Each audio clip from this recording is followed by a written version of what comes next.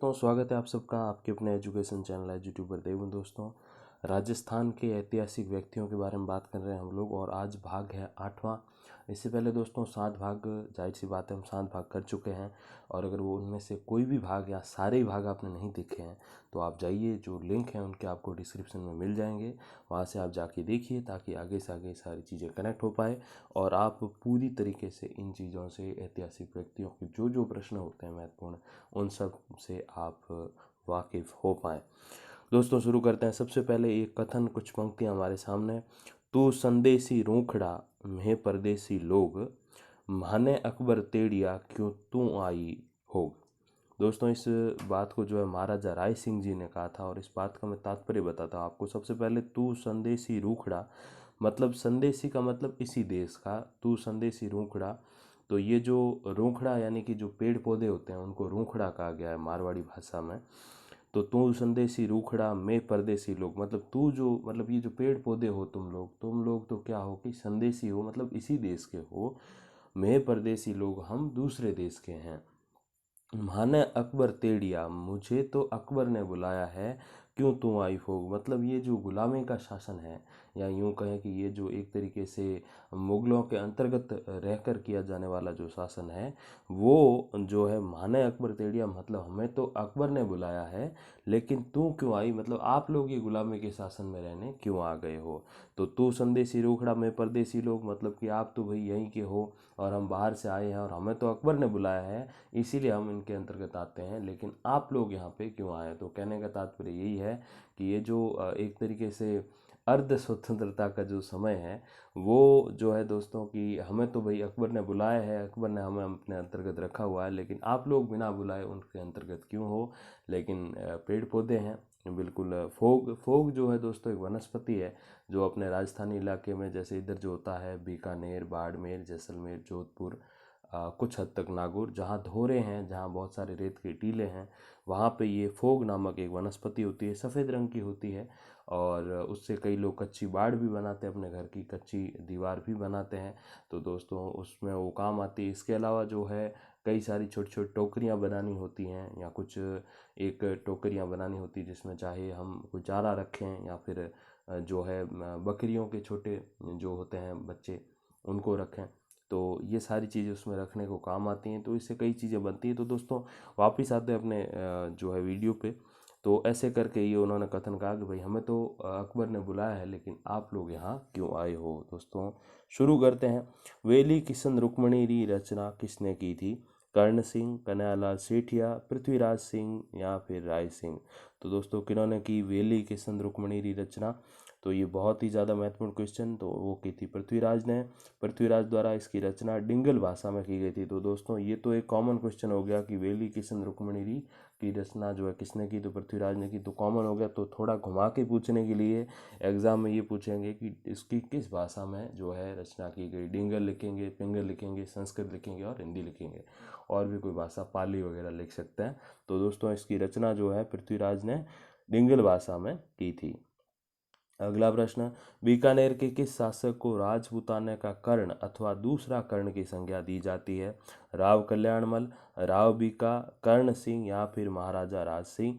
तो राय सिंह, इनको जो है राजपूताना का दूसरा कर्ण कहा जाता है, तो वो कहा जाता है महाराजा राय सिंह को। ये उपाधि जो है मुंशी देवी प्रसाद द्वारा राय सिंह को प्रदान की गई थी। अगला प्रश्न, औरंगजेब द्वारा किस राठौड़ वंशीय शासक को जांगलधर बादशाह की उपाधि से नवाजा गया। तो जांगल का मतलब बीकानेर, नागौर, अहि छत्रपुर नागौर, तो ऐसे करके ये पुराने नाम हैं। तो औरंगजेब द्वारा किस राठौड़ वंशीय शासक को जांगलधर बादशाह की उपाधि से नवाजा गया। राय सिंह, कर्ण सिंह, रत्न सिंह, अनूप सिंह। तो वो है दोस्तों कर्ण सिंह, जिनको औरंगजेब ने जांगलधर बादशाह की उपाधि से नवाजा था। एक छोटा सा प्रश्न यहाँ ये बनता है कि औरंगजेब ने सवाई की उपाधि से किस राजा को नवाजा था। अब उत्तर जो है वो कमेंट में लिखिएगा। अगला प्रश्न, आधुनिक बीकानेर का निर्माता किस शासक को कहा जाता है। गंगा सिंह, डोंगर सिंह, कर्ण सिंह, सरदार सिंह। तो आज के जो बीकानेर है उसके निर्माता कहे जाते हैं श्री गंगा सिंह जी। काशी हिंदू विश्वविद्यालय की स्थापना हेतु आर्थिक सहयोग करने के अतिरिक्त गंगा सिंह द्वारा मांड गायिका अल्लाह जिलाबाई को भी संरक्षण प्रदान किया गया था। तो काफ़ी अच्छे संस्कृति के संरक्षक भी ये रहे। छप्पनिया काल के दौरान गंगा सिंह एकमात्र ऐसे शासक थे जिन्होंने अकाल राहत कार्यों का संचालन स्वयं किया और इन्हीं कार्यों हेतु ब्रिटिश सरकार द्वारा गंगा सिंह को केसर-ए-हिंद की उपाधि दी गई थी।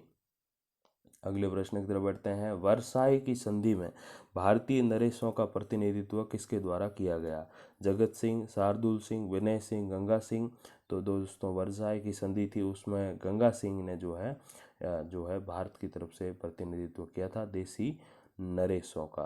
अगला प्रश्न, राजस्थान के वह शासक जिन्होंने व्यक्तिगत रूप से 1857 की क्रांति के दमन में सक्रिय रूप से भाग लिया? तो बहुत ही गलत तरीके के शासक, क्योंकि 1857 की जो क्रांति थी वो आज़ादी के लिए थी, अपने हक के लिए थी, लेकिन उस हक के खिलाफ अंग्रेजों का साथ जिन्होंने दिया वो कौन थे? गज सिंह, डूंगर सिंह, कर्ण सिंह, सरदार सिंह। तो वो थे दोस्तों सरदार सिंह। अगला प्रश्न, लोक देवता बाबा रामदेव जी के मंदिर का निर्माण किसके द्वारा करवाया गया? तो बीकानेर के कौन से शासक थे? गज सिंह, डूंगर सिंह, गंगा सिंह, कर्ण सिंह। तो वो थे दोस्तों गंगा सिंह, जिन्होंने 1931 में लोक देवता बाबा रामदेव जी का मंदिर है जो कि रामदेवरा पोखरण जैसलमेर में बना हुआ है, उनका निर्माण कराया था गंगा सिंह ने 1931 में। अगले प्रश्न पे जाते हैं। अप्रैल 1947 को केंद्रीय संविधान सभा में राजस्थान की ओर से सम्मिलित होने वाला प्रथम राज्य कौन सा था? अलवर, जयपुर, जोधपुर, बीकानेर। तो राजस्थान की ओर से सम्मिलित होने वाला पहला राज्य कौन सा था दोस्तों? वो था बीकानेर। शासक शार्दुल सिंह ने के.एम. पणिकर को बीकानेर राज्य के प्रतिनिधि के रूप में संविधान निर्मात्री सभा के लिए मनोनीत किया था। अगले प्रश्न की तरफ बढ़ते हैं। बीकानेर के वह शासक जिसका शासनकाल बीकानेर चित्रशैली का स्वर्ण काल कहलाता है, बीकानेर चित्रशैली का स्वर्ण काल कहलाता है, कौन से हैं? सरदार सिंह, अनूप सिंह, कर्ण सिंह, गज सिंह। तो वो है दोस्तों अनूप सिंह, जिनका शासनकाल जो है वो चित्रकला के हिसाब से या चित्रशैली के लिए स्वर्ण काल कहा जाता है। अनूप सिंह को विद्वानों का जन्मदाता भी कहा जाता है। अनूप सिंह के समय में आनंद राम द्वारा गीता का मारवाड़ी में अनुवाद किया गया। दोस्तों बहुत महत्वपूर्ण कथन है कि गीता का मारवाड़ी में अनुवाद किसने किया? तो आनंद राम ने किया था। और किसके समय में किया? तो बीकानेर के शासक अनूप सिंह के समय। बहुत महत्वपूर्ण है, कई बार हम सुनते हैं गीता का अनुवाद उर्दू में, फारसी में, इंग्लिश में उन लोगों ने किया, लेकिन अपनी मारवाड़ी भाषा में आनंद राम द्वारा गीता का जो अनुवाद किया गया था और वो अनूप सिंह के दरबार में थे। अनूप सिंह द्वारा दक्षिण भारत से अनेक मूर्तियां लाके बीकानेर के 33 करोड़ देवी देवताओं का जो मंदिर है उसमें रखवाई गई थी। अगले प्रश्न की तरफ बढ़ते हैं। गंगा सिंह द्वारा देसी राज्यों के प्रतिनिधि के रूप में किन किन गोलमेज सम्मेलनों में भाग लिया गया? पहला और दूसरा, दूसरा और तीसरा, या फिर पहला और तीसरा, या फिर इन सभी में भाग लिया गया? तो दोस्तों इन सभी में उन्होंने भाग लिया था, जो कि पहला गोलमेज सम्मेलन 1930, दूसरा 1931 और तीसरा 1932-33 में हुआ था। पहला गोलमेज सम्मेलन में जो है अलवर से शासक जय सिंह ने भी इसमें भाग लिया था। 1937 ईस्वी में इंग्लैंड के सिंहासन पर जॉर्ज अष्टम के राज्यारोहण पर भी वो इंग्लैंड गए थे, तो काफ़ी उनका गंगा सिंह जी का जो इंग्लैंड आना जाना लगा रहता था। हालांकि इससे पहले 1911 ईस्वी में जब जॉर्ज पंचम के राज्यारोहण हुआ था उस समय शार्दुल सिंह इंग्लैंड गए थे। अगला प्रश्न, सड़क निर्माण हेतु सार्वजनिक निर्माण विभाग की स्थापना किस शासक के द्वारा करवाई गई? राव कल्याणमल, राव बीका, गंगा सिंह या फिर महाराजा राय सिंह? तो सार्वजनिक निर्माण विभाग की जो स्थापना कराई गई वो गंगा सिंह ने कराई गई, 1891 में कराई थी। अगला प्रश्न, कल्पद्रुम के साहित्य के रचनाकार कौन थे? राय सिंह, कर्ण सिंह, रत्न सिंह, अनूप सिंह? तो कल्पद्रुम जो है उस साहित्य के रचनाकार कर्ण सिंह थे। अगला प्रश्न, बीकानेरी भुजिया का प्रादुर्भाव किस शासक के काल में हुआ है? अगर आप बीकानेरी भुजिया तो खैर आपने कभी न कभी खाई होगी, उस पैकेट को लेके आप पीछे घुमाएंगे तो उस पर आपको लिखा हुआ नजर आएगा पूरा इतिहास। तो दोस्तों कौन थे वो? गज सिंह, डूंगर सिंह, कर्ण सिंह, सरदार सिंह?